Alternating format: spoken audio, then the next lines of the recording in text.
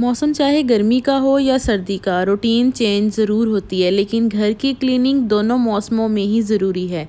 सर्दी ज़्यादा होने के बरक्स घर के कामों को ज़्यादा दिन तक इग्नोर नहीं कर सकते, क्योंकि सर्दियों में भी घर को साफ़ सुथरा रखना बहुत ज़रूरी है, वरना मुख्तलिफ़ जगहों पर जरासीम पैदा होना शुरू हो जाते हैं, ख़ास तौर पर उन जगहों पर जहाँ पर हम ज़्यादातर टाइम गुजारते हैं।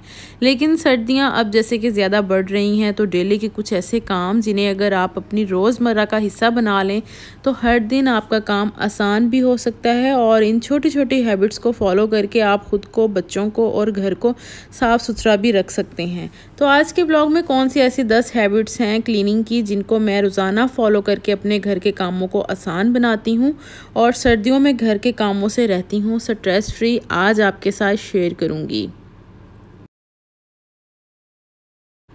अस्सलाम वालेकुम to everyone and welcome back to my channel. कैसे हैं आप सब? आई होप आप सब ठीक होंगे और खैरियत से होंगे। अभी जी सुबह का टाइम हो चुका है। अपने दिन भर के कामकाज को भरपूर तरीके से पूरा करने के लिए अपने माइंड को रिलैक्स और बॉडी को मैंने एक्टिव कर लिया है ताकि काम आसानी मैनेज हो जाए। सर्दियों में अगर आप अपने घरों को जरासीम से पाक रखना चाहते हैं तो अपनी डेली की एक हैबिट लाजमी बना लें कि आपने जिस दिन मौसम अच्छा होगा ना, जिस दिन धूप निकली होगी अच्छी सी, उस दिन आपने लाजमी तौर पर अपने बेडरूम्स, टीवी लॉन्च वगैरह के जो है ना कर्टन हटाकर विंडोज़ आपने लाजमी ओपन करनी है ताकि ताज़ा हवा जो है आपके घरों में आए, सूरज की शुआएं आपके घरों में दाखिल हों। इससे क्या होगा कि आपका घर जो है वो जरासीम से पाक होगा, क्योंकि जब मौसम ख़राब होता है तब तो हम विंडोज़ वगैरह नहीं खोल सकते, लेकिन मौसम जब अच्छा हो तब ये काम लाजमी करें।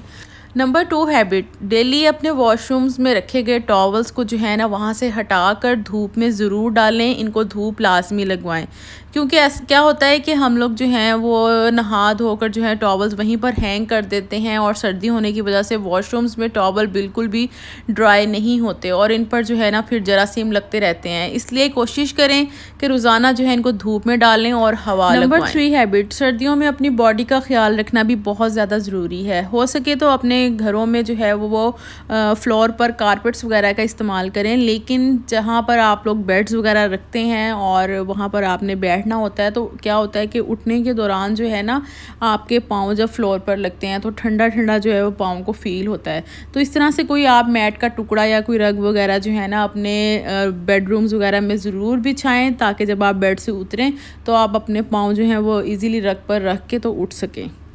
नंबर 4 हैबिट, किचन का काम। जाहिर सी बात है कि बहुत ज़्यादा होता है, दिन भर जो है वो किचन में ही गुजर जाता है और ज़्यादातर यहाँ पर काम जो है वो पानी वाला ही होता है।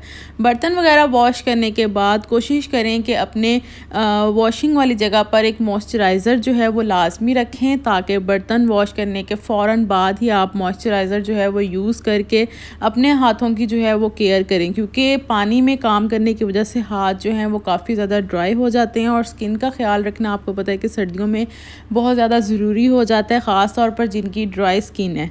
तो लाजमी तौर पर मॉइस्चराइज़र जो है वो अपने किचन में रख लें ताकि जब किचन से आप बाहर निकलने लगें या फिर बर्तन वगैरह वॉश करने के बाद जब भी आपकी नज़र पड़े तो फ़ौरन से जो है वो मॉइस्चराइज़र अप्लाई करें। नंबर 5, वॉशरूम में शावर लेने के बाद वॉशरूम लाजमी तौर पर गीले होते हैं और गर्मियों में ये होता है कि जल्दी ड्राई हो जाते हैं, लेकिन सर्दियों में जल्दी ड्राई नहीं होते। तो कोशिश करें कि जैसे ही कोई नहाए या फिर आप यूज़ करें वॉशरूम तो फ़ौरन के फ़ौरन ही जो है ना इसको ड्राई करने की कोशिश करें। इस पर वाइपर लगा दें ताकि टाइल्स जो हैं वो अच्छी सी इसकी ड्राई रहें, क्योंकि वॉशरूम ड्राई जो हैं वो अच्छे लगते हैं और गीले वॉशरूम रखने भी नहीं चाहिए। इससे आपका वॉशरूम्स भी गंदे होते हैं और घर भी उसके साथ साथ जो है फिर वो गंदा हो जाता है।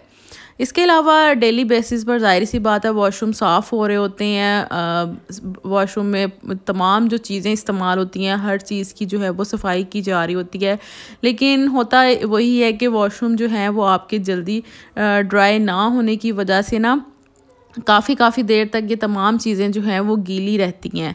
तो कोशिश यही करनी चाहिए कि जब आप इन सब चीज़ों को वॉश कर लें ना तो किसी भी कपड़े की मदद से इनको अच्छी तरह से ड्राई कर लें, क्योंकि गर्मियों में तो आप इनको पंखा चलाकर भी ड्राई कर सकते हैं, लेकिन सर्दियों में ये होता है कि इनको ड्राई होने पर थोड़ा टाइम लगता है। तो एक रफ सा डस्टर लें जिसको आपने सिर्फ़ और सिर्फ अपने वॉशरूम में ही रखना है और उसके साथ जब आप तमाम चीज़ों को साफ़ कर लें यानी कि धो लें, उसके बाद आप डस्टर लगाकर इन सब चीज़ों को जो है वो अच्छी तरह से ड्राई कर लें। इससे आपका वॉशरूम भी साफ रहेगा। जैसे कि सर्दियों में अमूमन वॉश करने के बाद ना छोटे छोटे स्पॉट बन जाते हैं पानी के, तो अच्छे भी नहीं लगते वो दाग धब्बे। तो इस तरह से अगर आप ड्राई कपड़े के साथ साफ कर लेते हैं तो आपका वॉशरूम जो है सर्दियों में साफ सुथरा रहता है। नेक्स्ट हैबिट, घरों में गार्डनिंग का शौक अमूमन बहुत सारी हाउसवाइफ को होता है और वो अपना शौक पूरा करने के लिए ना छोटे छोटे जो हैं वो अपने घरों में प्लांट्स लगा लेती हैं।